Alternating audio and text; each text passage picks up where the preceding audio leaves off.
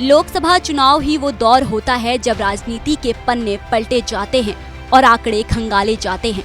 चूँकि चुनाव आखिरी पड़ाव पर है, इस पड़ाव में उत्तर प्रदेश के पूर्वांचल में सियासी दलों का सबसे बड़ा इम्तिहान है और इसी पूर्वांचल में आता है वाराणसी से सटा गाजीपुर, जहां बीजेपी हैट्रिक लगाने के लिए अपनी कमर कस चुकी है। तो वहीं सपा और बसपा भी बीजेपी की हैट्रिक को चुनौती देने के लिए तैयार है। ये वो सीट है जहां करीब 4 दशक से कांग्रेस का खाता नहीं खुला है, लेकिन इस बार कांग्रेस समाजवादी पार्टी के साथ हाथ मिलाकर इसी सूखे को खत्म करना चाहती है। चंदौली लोकसभा सीट से केंद्रीय मंत्री महेंद्र नाथ पांडे तीसरी बार चुनावी जंग में उतरे हैं, जो अपनी जीत के प्रति काफी आश्वस्त है।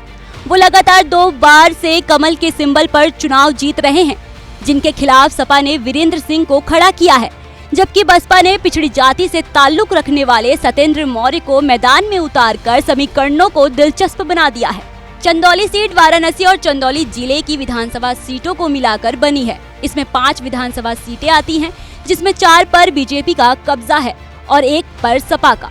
बात लोकसभा चुनाव की करें तो यहाँ अब तक कुल 17 बार चुनाव हुए हैं, जिसमें 4 बार कांग्रेस, 5 बार भाजपा, 2 बार सपा और 1 बार बसपा को मौका मिला है। पिछले आम चुनाव के आंकड़ों पर नजर डालें तो 2019 में महेंद्र नाथ पांडे ने 5,10,743 वोटों के साथ बीजेपी का भगवा झंडा लहराया था।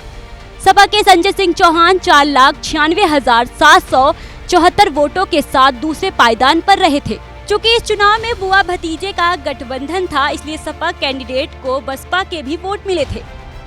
मीडिया रिपोर्ट के मुताबिक चंदौली लोकसभा में कुल 18,43,196 मतदाता हैं। यहाँ शहरी आबादी करीब 15% है, जबकि ग्रामीण आबादी 15% के आसपास है। ज्यादातर चुनाव में मौर्य वोटर्स किंग मेकर की भूमिका निभाते हैं। सबसे बड़ी बात कि मौर्य समाज ही बीजेपी को वोट देते रहे हैं। करीब 3 बार से यहाँ से बीजेपी के प्रत्याशी मौर्य ही होते थे।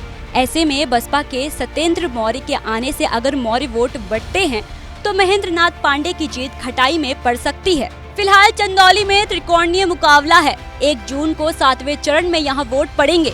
उसके बाद 4 जून को देखेंगे कि चंदौली की जनता जीत का ताज किसके सिर पर बांधती है।